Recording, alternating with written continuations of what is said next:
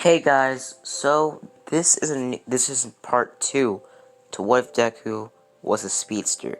Now after this video I will be uploading and recording what if Deku had the Omnitrix part 8, and I also will be recording what if Deku was what if Belle from Is This So Wrong the Pickup Girls in the Dungeon was a werewolf part 4.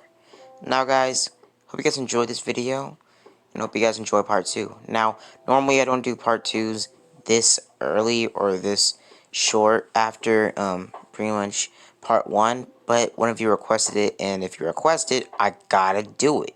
Or if I want to do it, I do it. So, yeah guys, so basically this is what if Deku was a speedster part 2.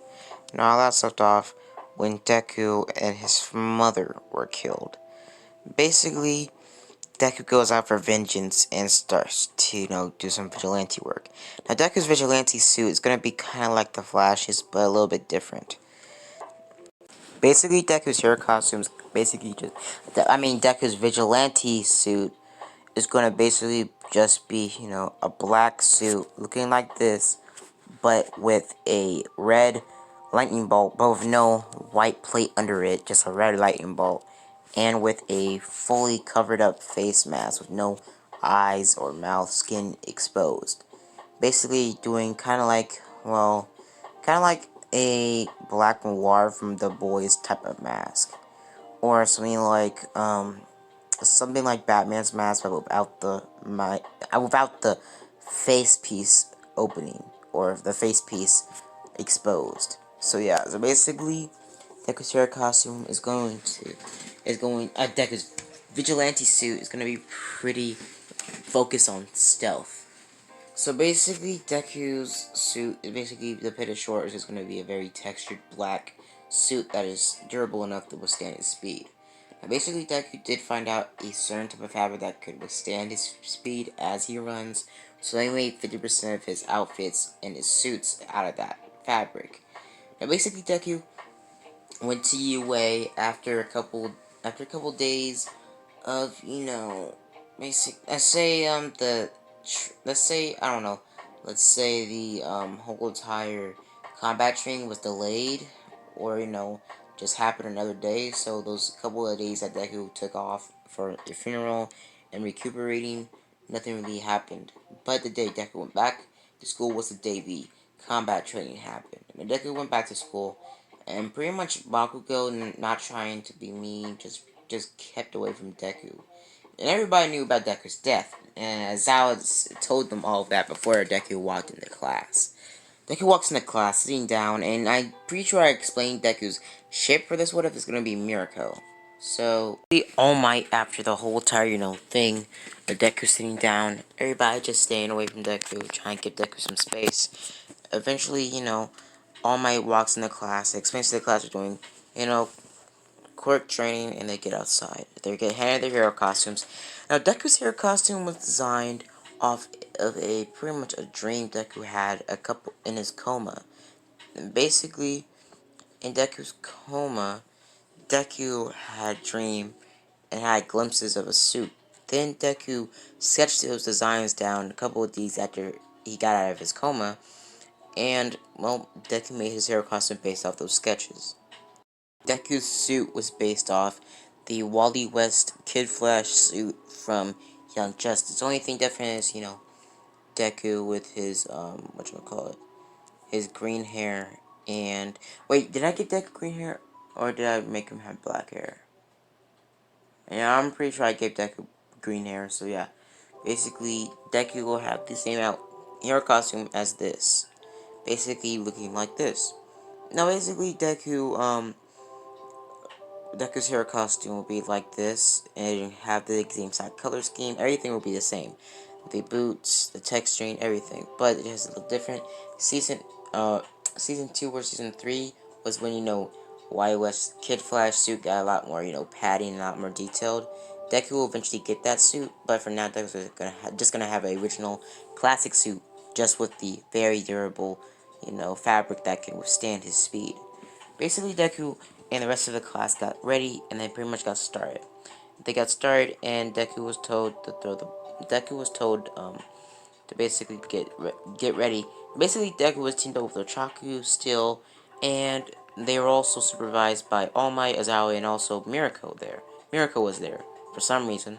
So Deku and Ochaku, Bakugo, and Ida were still teamed up. Ochaku, before they started, Ochaku said, "Are you okay, Deku? Do you need time? You need some more space?" Basically, Deku says, "No, I'm good." And basically, gets ready and smirks a little bit, saying that my mom's death did affect me, but I'm still gonna try to keep a little bit of a cool and calm attitude that I originally had. Basically, Deku's gonna have the same attitude as Wally West, but a little bit of, you know, Jason Todd in there because he's still, going through the fact of his mom's death. Basically, they get ready, and basically, Bakugo throws, an explosion to Deku when Deku runs around the place trying to get there in the, bomb room. Bakugo sees Deku's lightning and pretty much throws an explosion blindly, being super lucky hitting Deku. Deku falls on his back and basically gets up in seconds, looking at Bakugo. Bakugo says, "I know your mom died, but I'm not gonna let you off the hook." Pretty much saying, "Go and die, you nerd." Pretty much Deku getting irritated by this, running behind Bakugo, grabbing the back of his head, and basically chucking him into a wall, facing him through the wall as well, and also about to face his hand through, Deku's chest. I mean Bakugo's chest. Bakugo looks at Deku, and Deku says, "Whatever," and pretty much phases Bakugo through the ground, making him fall into the other, the lower story, the lower ground. Basically, Deku runs off into the bomb room where he sees Ochaku fighting Ida. Deku runs towards Ida, pretty much running a lot more faster than Ida, grabbing the bomb out of Ida's hands and winning. Pretty much the battle was over very, very quickly and very surprisingly because of Deku's super speed. Basically, they got Deku and Ochaku got the MVP, and they were the fastest people to win in a matter of seconds.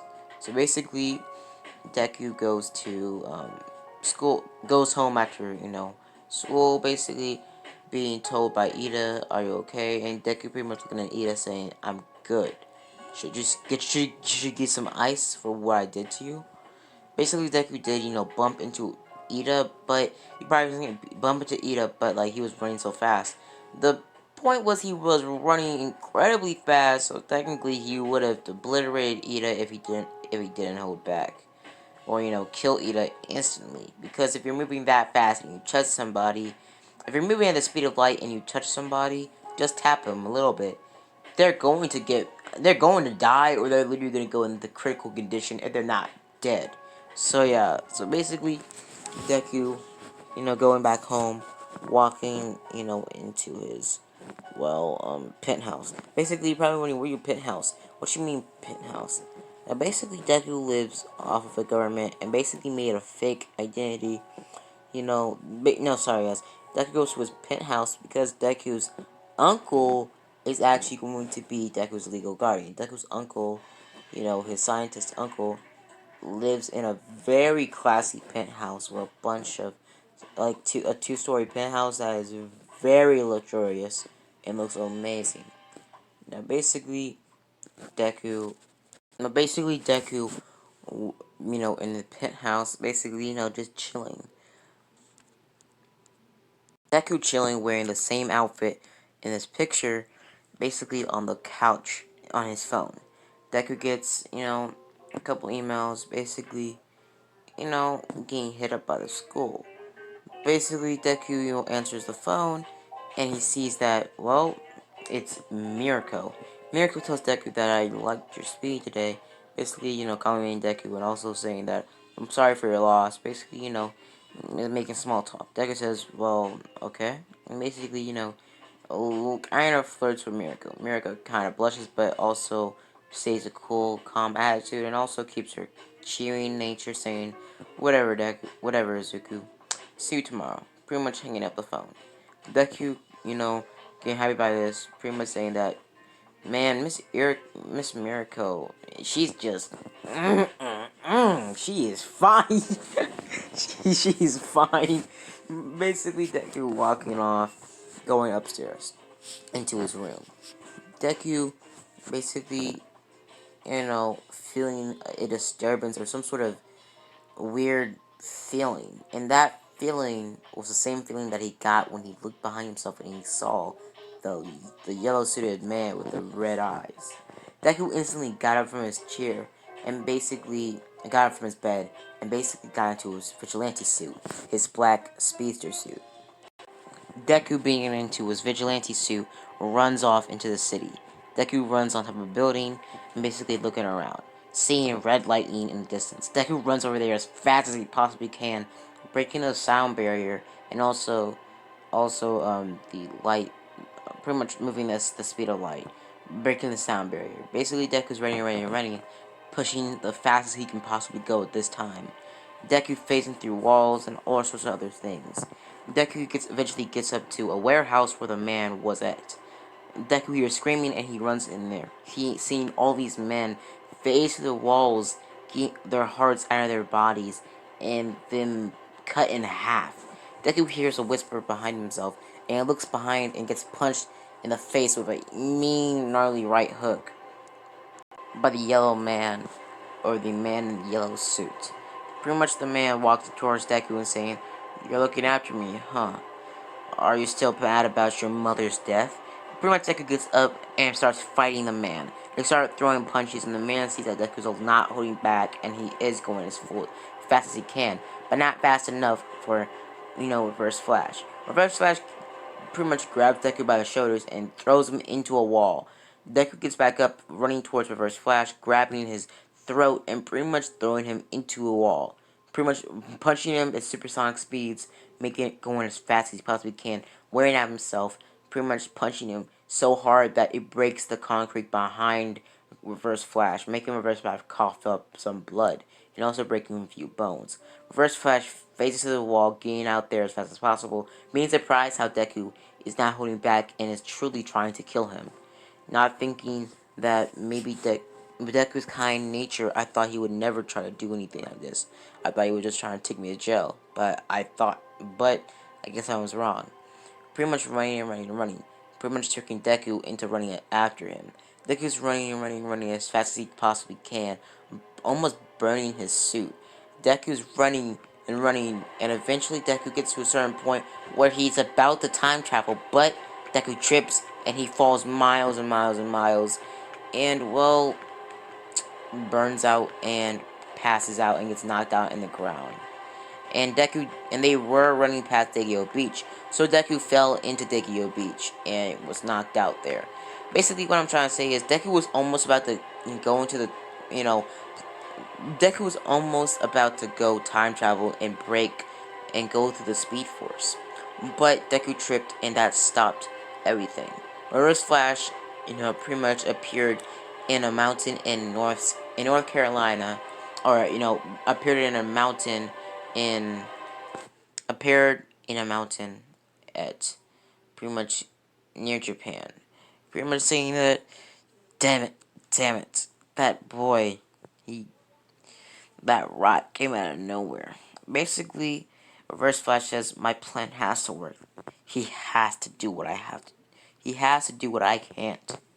Now, basically, I'm gonna end it off here, guys. So I'm sorry if this is kind of short, but part 3 will mainly be focusing on the USJ and how Deku will handle taking down Reverse Flash for the vigilante side of things after the USJ. Now, basically, Reverse Flash is going to be working for the U for the is going to be working alongside the League of Villains, basically being the right hand man to One for All, other than Shigaraki. Now, guys, I'm gonna leave it off here, guys. Hope you guys have a blessed day, and as always, guys, be safe. I mean, I never really say that, but as always, guys, have a blessed day. Bye. Deuces. Have a nice day.